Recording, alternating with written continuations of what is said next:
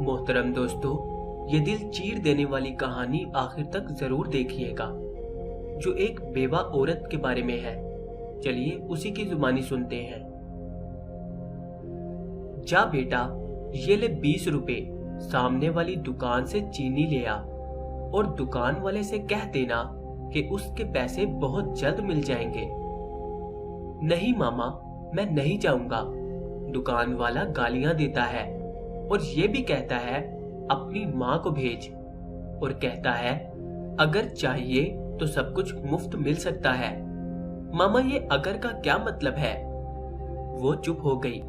कहती भी तो क्या कहती, उसकी आंखों में आंसू थे। उसकी शादी हुए सिर्फ 5 साल हुए थे कि उसके शोहर की एक एक्सीडेंट में मौत हो गई। दुनिया भी क्या चीज है ना, उसको खानदान में बेस्ट भाभी कहा जाता था, लेकिन अब उसी औरत को फकीरनी कहते थे। जब देखो मुंह उठाकर मांगने आ जाती है। मोहल्ले में चंद घर उसकी मदद कर देते थे, जिनका उसने साथ बुरे हालात में दिया था। उसके माँ बाप जिंदा नहीं थे।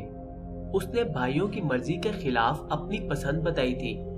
उन्होंने हाँ तो कर दी और खुश भी थे कि चलो जान छूट जाएगी, और अब कोई साथ ना देता था। वही दुकान वाला जब नया नया मोहल्ले में आया तो उसके शोहर के पास आया और कहा मेरी दुकान चलने में मदद कर दो, और उनको बाजी बाजी कहा करता था। आज वही अगर कह रहा था। उसको अगर का मतलब समझ आ रहा था, क्योंकि आगे उसको बहुत सी जगह अगर सुनना था। वो आज समझ चुकी थी, जब शोहर मर जाए ना और तमाम रास्ते बंद हो जाएं, तो इस्लामी मुआशरे में भी औरत को अगर का सहारा लेना पड़ जाता है, क्योंकि मर्द जात घाटे का सौदा नहीं करती।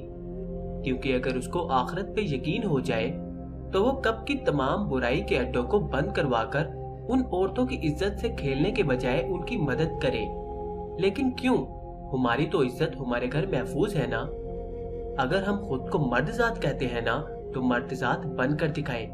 कहीं ऐसा ना हो कभी बुरा वक्त आए और जो अगर हम दूसरे की इज्जत को कहते हैं, कहीं वो हमारी इज्जत को ना सुनना पड़े।